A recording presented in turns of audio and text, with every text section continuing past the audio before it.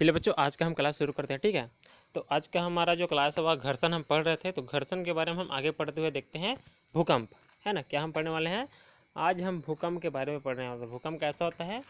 एक प्राकृतिक घटना होता है। भूकंप कैसा होता है? एक प्राकृतिक घटना होता है जो स्वयं होता है ना। और ये भूकंप कैसा होता है? बहुत ही अचानक घटना होता है, जिसमें भूकंप होता कैसे है, इसके क्या प्रभाव होते हैं और भूकंप का हम कैसे बच सकते हैं, इसके बारे में हम जानने वाले हैं। मतलब कि हम आज भूकंप के बारे में पूरी जानकारी इस पाठ में पढ़ने वाले हैं। तो चलिए हम पुस्तक में बढ़ते हैं आगे। आप जानते हैं कि कुछ ऐसी प्राकृतिक घटनाएं पृथ्वी पर घटित होती है जिससे अपना बचाव करना बहुत कठिन होता है। मतलब ऐसे ऐसे बहुत सी घटनाएं होती है ना, बहुत सी घटना होती है जिससे हम बच नहीं सकते। जैसे कि अचानक हम कहीं जा रहे होते हैं तो वर्षा हो जाती है, तो हम वर्षा से बच जाते हैं क्या? नहीं बच सकते। बारिश होने से हमको भीगना ही पड़ जाता है, क्योंकि ये अचानक होता है। उसी तरह से आपका अचानक क्या हो जाता है, कभी भी बिजली कड़क जाता है ना। तो उससे भी हम बच नहीं सकते, उसका भी प्रभाव हमको कभी कभी झेलना पड़ जाता है।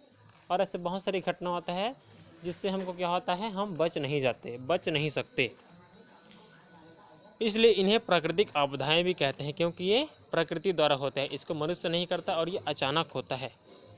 ऐसी कुछ प्राकृतिक आपदाएं बाढ़ या सूखा, तड़ित या बिजली गिरना, भूकंप आना, आग लगना, तूफान एवं चक्रवात आदि है। मतलब ऐसे ऐसे घटनाओं कौन सा है?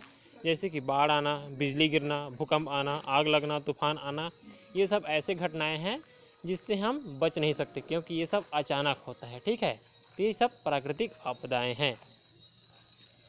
ये प्राकृतिक घटनाएं मानव जीवन तथा संपत्ति का बड़े पैमाने पर विनाश करती है। और ये हम जितनी भी घटनाएं यहाँ पे देखे हैं, बाढ़ आना, है ना, बिजली गिरना, भूकंप आना, आग लगना और तूफान आना, तो ये सब ऐसे घटनाएं हैं जो आपका प्रकृति का और मनुष्य का बहुत बड़े पैमाने पर विनाश करती है। मतलब ये क्या करता है, थोड़ा सा मानव जीवन के लिए नुकसानदायक होता है ना। तो ये क्या करता है, पूरा वातावरण हो गया, फसल बर्बाद हो जाता है बाढ़ आने से, भूकंप आने से घर वगैरह टूट जाता है। तो ये सब क्या होता है, विनाश वाला घटना होता है। इससे क्या हो जाता है, पूरा तहस नहस तबाही मच जाती है। विज्ञान एवं तकनीकी क्षेत्र में निरंतर किए जा रहे प्रयासों के कारण कुछ हद तक हम इन घटनाओं की भविष्यवाणी कर सकते हैं। मतलब देखिए, इन घटनाओं को हम जान तो नहीं सकते कि कब होने वाला है, लेकिन हम यह मतलब एकदम सही जानकारी नहीं बता सकते कि यह कब होने वाला है, कैसा होने वाला है। लेकिन हम विज्ञान ने जो आविष्कार किया है उसके आधार पर हम ये थोड़ा सा पता लगा सकते हैं कि कब बाढ़ आ सकता है थोड़ा बहुत, या कब बाढ़ आने वाला है, ये हम थोड़ा सा जान सकते हैं। लेकिन इसकी सटीक जानकारी मतलब सही जानकारी नहीं मिलती है। लगभग वह आ सकता है ऐसा करके हमको जानकारी मिलता है। मतलब भूकंप आ सकता है या बिजली गिरने वाला है करके हम जान सकते हैं, लेकिन कब गिरेगी, कितने समय गिरेगी, ये हमको पता नहीं होता है। बस इतना समय बिजली गिर सकता है करके थोड़ा बहुत हमको पता होता है। तो ये विज्ञान ने थोड़ा सा आविष्कार कर दिया है जिससे हम कुछ हद तक बच सकते हैं। जैसे आइए एक प्राकृतिक आपदा भूकंप तथा उससे होने वाली हानियों को कम या इससे बचाव के तरीकों के बारे में जानते हैं। मतलब हम भूकंप के बारे में जानते हैं और इससे हानि क्या होता है, और भूकंप से होने वाले हानियों से हम कैसे बच सकते हैं, इसको भी हम जानते हैं। पृथ्वी पर हर समय कहीं ना कहीं भूकंप आते रहते हैं, और जो आपका पृथ्वी है उसमें कहीं ना कहीं पे क्या होता रहता है, भूकंप आते रहता है। जैसे कि ये आपका बहुत बड़ा पृथ्वी है, तो कभी यहाँ पर आ गया भूकंप, कभी यहाँ पर, कभी यहाँ पर, कभी यहाँ पर, कभी यहाँ पर भूकंप आ गया, तो फिर कभी यहाँ का। मतलब इस तरह से पृथ्वी पर किसी भी कोने में कभी भी भूकंप आते ही रहता है। ठीक है, ये इमारतें, हाँ चलो, किंतु बड़े भूकंपों को ही महसूस किया जाता है। लेकिन कैसे करते हैं, जब बड़ा सा भूकंप आता है तब हम उसको महसूस करते हैं। लेकिन यदि कहीं कहीं पे छोटा छोटा भूकंप आता है तो वह हमको महसूस नहीं होता, क्योंकि पृथ्वी बहुत बड़ा है और उसके किसी भी कोने में थोड़ा सा भूकंप आता है तो उसका प्रभाव हमको नहीं मिल पाता। लेकिन जब बड़ा भूकंप आता है तो उसको हम महसूस कर सकते हैं। ठीक है, ये इमारतों, पुल, बांधों तथा लोगों को असीम क्षति पहुंचा सकते हैं। और ये भूकंप कैसे कर सकते हैं, बांध हो गया, पुल हो गया, इमारत यानी कि घर हो गया, और मनुष्य, इन सबको क्या हो सकता है, बहुत हानि पहुंचा सकता है। इनके कारण बड़े भूस्खलन, सुनामी भी आ सकता है। और इसके कारण क्या हो सकता है, बहुत बड़ा भूस्खलन, मतलब कि भूकंप से क्या हो जाता है, आपका ज़मीन भी धंस जाता है ना। भूकंप पृथ्वी का कंपन या झटका होता है। भूकंप क्या होता है, पृथ्वी का कंपन होता है या पृथ्वी का झटका होता है। मतलब पृथ्वी को क्या लगता है, वहाँ पे झटका लगता है, तो यही आपका झटका क्या कहलाता है, भूकंप कहलाता है, जो पृथ्वी के भूपर्पट्टी के भीतर गहराई में होने वाली गड़बड़ी के कारण उत्पन्न होता है। आप जानते हैं कि पृथ्वी के भूपर्पट्टी टुकड़ों में विभाजित है, जिन्हें क्या कहते हैं, हम प्लेट कहते हैं। ये प्लेट निरंतर गति करती रहती है, और जो पृथ्वी के अंदर भूपर्पट्टी में जो प्लेट होता है वो कैसा होता है, निरंतर गति करते रहता है। जब ये एक दूसरे से रगड़ खाती है या टक्कर खाती है, तो टक्कर के कारण एक प्लेट दूसरी प्लेट के नीचे चली जाती है, तब भूपर्पट्टी की विक्षोभ में विक्षोभ उत्पन्न होता है, जो पृथ्वी की सतह पर भूकंप के रूप में दिखाई देता है। मतलब देखिए, ये आपका क्या है, ये है हमारा पृथ्वी का भूपर्पट्टी, ठीक है। और इस भूपर्पट्टी में अलग अलग क्या है, परत है, अलग अलग प्लेट है। जब देखो यहाँ पे प्लेट एक दूसरे के ऊपर क्या होता है, निरंतर ऐसे गति करती रहती है, और देखिए यहाँ पे अलग अलग गति कर रही है। लेकिन जैसे ये प्लेटें क्या हो जाता है, आगे दूसरे चित्र में देखिएगा, ये प्लेटें है ना, यहाँ पे कुछ इस तरह से टकरा जाती है ना।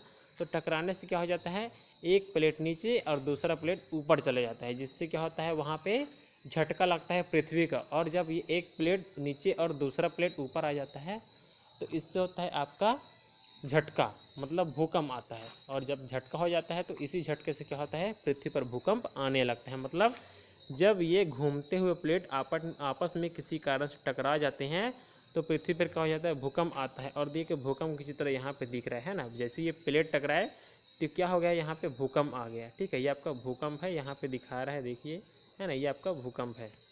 तो इस तरह से जब भूपर्पट्टी के नीचे वाले प्लेट एक दूसरे से टकराते हैं, तब क्या हो जाता है, आपका भूकंप आता है पृथ्वी के ऊपर, ठीक है। अब देखते हैं, आगे बढ़ते हैं। ज्वालामुखी के फटने, किसी उल्कापिंड के पृथ्वी से टकराने या किसी भूमिगत नाभिकीय विस्फोट के कारण भी भूकंप आ सकते हैं, किंतु अधिकांश भूकंप पृथ्वी की प्लेटों की गतियों के कारण आते हैं, है ना। मतलब देखिए, जैसे ही कोई ज्वालामुखी फटता है कहीं पे, या किसी उल्कापिंड का पृथ्वी से टकराना, मतलब कहीं पे ज्वालामुखी फट गया हो या उल्कापिंड टकरा गया, तो उल्कापिंड से भी या भूमिगत किसी नाभिकीय विस्फोट के कारण, और कहीं पे क्या करते हैं, नाभिकीय विस्फोट करते हैं, तब भी क्या आ सकता है, भूकंप आ सकता है। किंतु अधिकांश भूकंप पृथ्वी की प्लेटों की गतियों के कारण ही आते हैं। अब भूकंप आ भी सकता है, लेकिन कैसे कैसे आ सकता है, ज्वालामुखी फटेगा तब भूकंप आ सकता है, या तो कोई उल्कापिंड हमारे पृथ्वी से टकराएगा तब भूकंप आ सकता है, और कहीं पे बारूद का विस्फोट करेंगे तब भूकंप आ सकता है। लेकिन ये भूकंप बहुत ही कम होते हैं, और जो भूकंप आता है ज़्यादा, वह कैसा होता है, प्राकृतिक भूकंप भी होता है। भूकंप की शक्ति के परिणाम को रिएक्टर पैमाने पर व्यक्त किया जाता है। मतलब भूकंप की मात्रा कितनी थी, भूकंप की शक्ति कितनी थी, इसको किस पर मापा जाता है, रिक्टर पैमाने पर मापा जाता है। रिक्टर पैमाने पर 7 से अधिक परिणाम वाले भूकंप अधिक विनाशकारी होता है। यदि किसी भूकंप की शक्ति 7 से कम है तो वह भूकंप अच्छा है, मतलब ज़्यादा विनाशकारी नहीं है। लेकिन यदि कोई भूकंप का मान शक्ति 7 से ज़्यादा होता है तो वह बहुत ही खतरनाक होता है, ऐसा माप के में अनुमान लगाया गया है, ठीक है। अतः आवश्यक है कि भवनों के ढांचे सरल और भूकंपरोधी हो। मतलब हमको आवश्यक होना चाहिए, मतलब ऐसा घर बनाना चाहिए जो कैसा हो, भूकंप को रोकने वाला हो और बहुत ही सरल हो, जिससे पृथ्वी पर भूकंप बहुत ही कम आए, ठीक है। अब देखते हैं भूकंप आने पर बचाव कैसे करें। जब भी कहीं पे भूकंप आता है तो हम अपना बचाव कैसे कर सकते हैं, मतलब हम भूकंप से अपने आप को बचा कैसे सकते हैं, इसको हम देखते हैं। तो चलिए देखते हैं। तो पहला दिया है, यहाँ पे दिया है ना, पहला, यदि आप घर में हैं तो किसी मेज़ या पलंग के नीचे लेट जाएं। यदि हम घर में रहेंगे और भूकंप आ रहा तो हम कहाँ चले जाएंगे, सीधे किसी पलंग या टेबल के नीचे छुप जाएंगे, जिससे जो भी चीज़ गिरेगा किस पर गिरेगा, पलंग के ऊपर गिरेगा और हमारे ऊपर नहीं गिरेगा, है ना। दूसरा दिया है, ऐसी ऊंची तथा भारी चीज़ों से दूर रहें जो आप पर गिर सकती है। और हमको क्या करना है, भूकंप आएगा तो ऊंची और भारी चीज़ों से दूर रहना है, ताकि वो हमारे ऊपर न गिरे। तीसरा दिया है, आप यदि बिस्तर पर हैं तो लेटे रहें तथा अपने सिर का तकिए के द्वारा बचाव करें, है ना। और हम बिस्तर पर रहेंगे तो क्या करेंगे, लेटे रहेंगे, उठेंगे नहीं, और अपने सिर पर क्या लगा लेंगे, एक क्या लगा लेंगे जी, हाँ, तकिए को लगा लेंगे अपने सिर के ऊपर, ताकि जो भी गिरेगा वह हमारे सिर को ना लगे, है ना। यदि हम घर से बाहर रहेंगे तो भवन यानी कि घर, वृक्ष, विद्युत के तार आदि से हमको दूर रहना है और किसी खुली जगह पे ले जाना है जहाँ पे कोई भी चीज़ ना हो, और इस खुली जगह पे जाके हमको लेट जाना है। यदि हम खुली जगह पर जाएंगे और खड़े रहेंगे तो कोई भी चीज़ उड़कर आ सकता है और हमको लग सकता है। इसलिए हमको क्या करना है, खुली जगह पर जाकर लेट जाना है, मैदानों में जाकर, ठीक है। इस तरह से हम भूकंप से बच सकते हैं। उसी तरह से आपका अगला दिया है, यदि हम किसी वाहन में हैं, है ना, तो वाहन से हमको बाहर नहीं निकलना है, भूकंप आएगा तो क्या करना है, बल्कि ड्राइवर से कहते हैं, है ना, ड्राइवर से कहना चाहिए कि धीरे धीरे वाहन किसी खुले स्थान पर ले जाना चाहिए, ताकि बस के ऊपर भी कोई भी चीज़ न गिरे। इस तरह से धीरे धीरे वाहन को किसी अच्छे स्थान पर ले जाएं और वहाँ पे खड़ा कर दें, ताकि कोई भी बस यात्रियों को नुकसान ना हो और भूकंप से हम बच भी सकें। तो इस तरह से हम क्या कर सकते हैं, भूकंप से बच सकते हैं। अब क्या गया, अब तो हमने सीखा गया, मतलब आपका पाठ खत्म हो गया, ठीक है। आपका यह अध्याय खत्म होता है। अब हम अगला क्लास कब करेंगे, तो आज का क्लास कितना था, आज का क्लास थोड़ा सा हुआ क्योंकि ये पार्ट थोड़ा सा बचा था। अब हम कल पढ़ेंगे कौन सा पार्ट, 15, है ना, कौन सा पार्ट पढ़ेंगे हम कल, तो हम कल पढ़ने वाले हैं अध्याय 15, कितना भोजन कैसा भोजन। मतलब हमको अब भोजन के बारे में पढ़ना है और कैसा कैसा भोजन को हमको करना चाहिए, किस तरह से भोजन करना चाहिए और कैसा भोजन करना चाहिए, इसको हम कल जानने वाले हैं अध्याय 15 में, ठीक है। तो चलिए आज का क्लास यहीं तक रखते हैं और हम अब कल से अध्याय 15 पढ़ने वाले हैं, ठीक है। चलिए आज का क्लास यहीं पे समाप्त करते हैं। Good day.